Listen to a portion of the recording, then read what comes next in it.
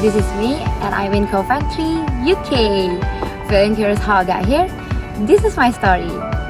I was born in Jakarta, and I'm not from a high academic family.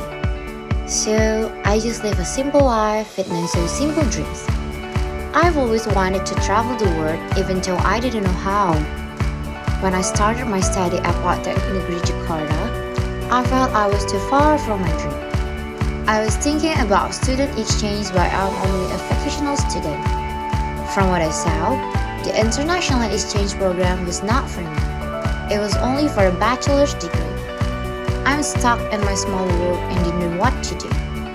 Not until I found IISMAVO. To me, IISMAVO is not merely a program. It's a life-changing event. IISMAVO has helped me to regain my confidence, to restore my belief in opportunities and hard work. I have proved it. Now, it's your turn.